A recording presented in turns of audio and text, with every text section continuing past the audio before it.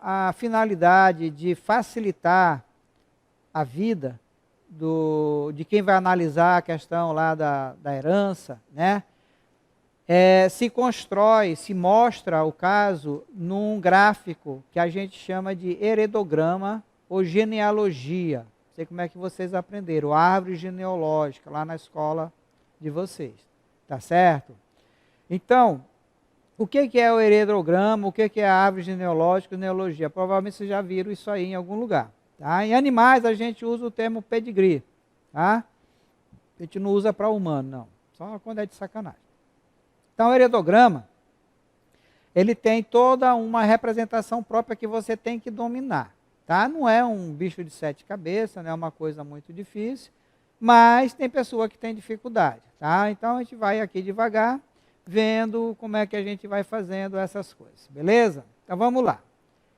Então, galera, é o seguinte, um quadradinho em branco, tá? Ou o símbolo masculino em branco, representa um macho normal. O que é um macho normal? Tá? Significa que ele não é portador de uma determinada característica, certo? O normal aqui não significa obrigatoriamente dominante e nem recessivo. Depende de cada situação. Tem situação que o normal é recessivo e tem situação em que o normal é dominante. Muita gente, mas quando eu digo gente, é muita gente mesmo, confunde, acha que o normal tem que ser dominante. Não, gente, tem que analisar, a gente vai aprender como é que a gente faz isso. Ok? Já o quadradinho rachurado, riscadinho ou preenchido, ele é considerado um macho afetado pelo caráter que a gente está considerando. Significa que ele é recessivo? Não obrigatoriamente, ele pode ser dominante. Tá? A gente viu um exemplo ali da queratose, que ela era dominante, ele era afetado, então representaria desse jeito o masculino lá, o macho. Por sua vez, o círculo em branco, ou o círculo com o sinal feminino aqui, do espelhinho, fêmea normal, o círculo preenchido, ou esse o símbolo feminino universal, a fêmea afetada para o caráter considerado. Tá? Então, cuidado, porque é muito comum na pressa já querer, porque a maioria das vezes, presta atenção, biologia tem disso, na maioria das vezes o normal é dominante, mas não é sempre. E aí o que acontece? Você generaliza isso e chega lá no dia da prova, a questão está falando de um normal recessivo. E você erra a questão. Tá?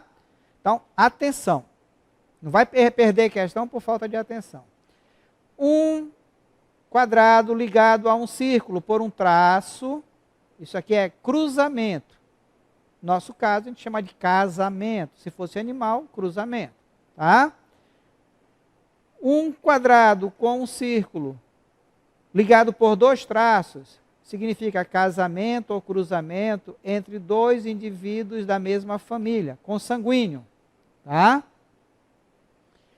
Um retângulo significa que o sexo não foi informado, sexo indefinido. Eu não sei se é menino, se é menina, se é macho ou se é fêmea. Um círculo com um pontinho preto no meio. A fêmea portadora para um caráter ligado ao cromossomo X. Vocês lembram que na nossa espécie, XX, sexo é feminino, XY, sexo masculino. Quando o gene está no X, a gente diz que está ligado ao cromossomo X desse jeito aqui. Beleza?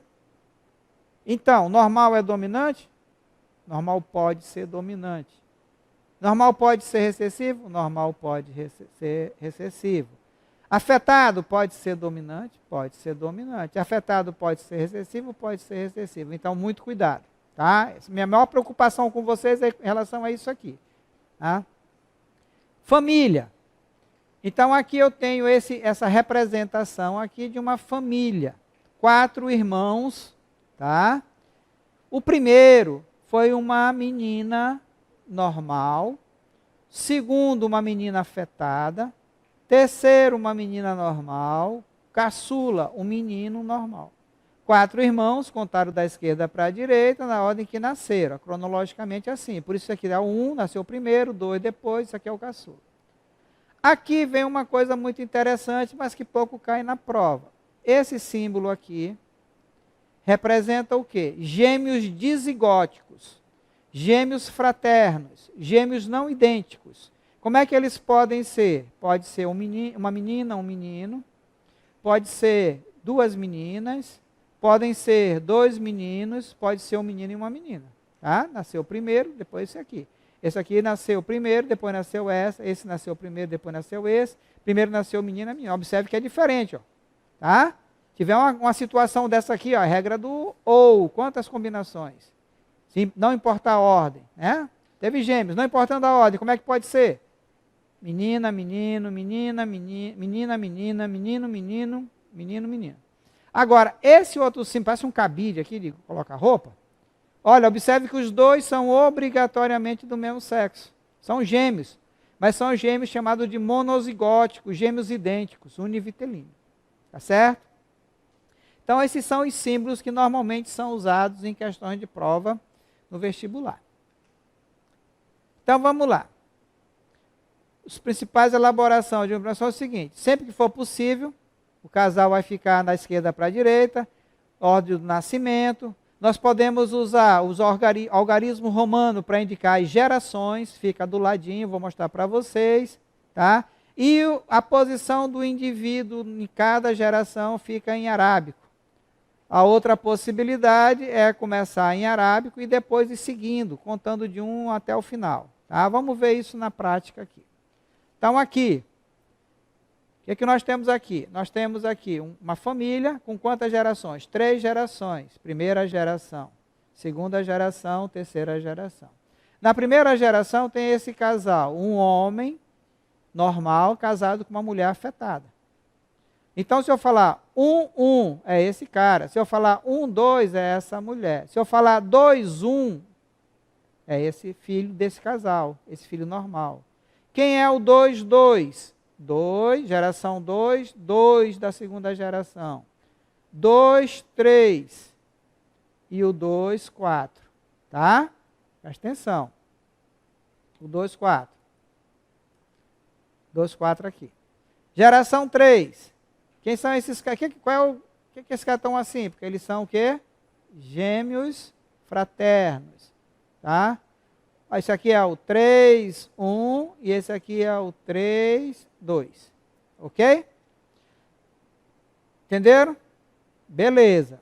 Então, é assim que a gente vai. Essa é uma das... Eu poderia ter aqui 1, 2, 3, 4, 5, 6, 7, 8. Continuar. Também pode ser desse jeito.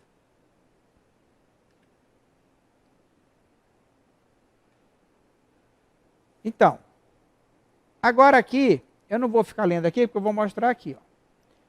Como é, aqui é a dica, hein? Uma dica muito importante para vocês no dia da prova. O senhor disse lá atrás, professor, que o normal pode ser dominante e o normal pode ser recessivo. Se o problema não disser quem é o dominante e quem é o recessivo no heredograma, tem como eu descobrir? Sim, tem. A regra é fácil. Você vai procurar no heredograma um casal que tem o mesmo fenótipo. Aqui são 2 normais. E vai procurar nos filhos se apareceu algum deles com um caráter, com um fenótipo diferente do casal. Então aqui eu tenho um casal de normal que teve um filho afetado. Diferente deles. Isso aqui só acontece quando é que essa pergunta, quando é que 2 normais pode ter um filho afetado? Quando, anota isso, quando os 2 normais forem obrigatoriamente heterozigotos. Quando é que 2 normais pode ter um filho afetado? Quando o casal de normal for obrigatoriamente heterozigoto. E o heterozigoto é dominante. Então, nesse caso, o normal é dominante e o afetado vai ser recessivo. Mas, olha aqui. E aqui? Eu pergunto para vocês, quem é o dominante, quem é o recessivo? E por quê? Aí você diz assim, o afetado é dominante porque tem mais. Não, não é pela quantidade. Como é que é a regra? Que eu acabei de dizer para vocês. Você vai procurar um casal de iguais, tem um casal de afetado, que teve pelo menos um filho diferente. Quando é que dois afetados podem ter um filho normal? Quando os dois afetados forem heterozigotos. E os heterozigotos são o quê? Dominantes. Então, nesse caso, os afetados são dominantes e o normal vai ser recessivo. Então, como é que é a regra?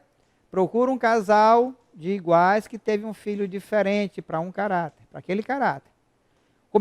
Quando é que dois normais podem ter um filho afetado? Quando eles forem heterozigotos. E o heterozigoto é dominante. E o filho afetado? É recessivo.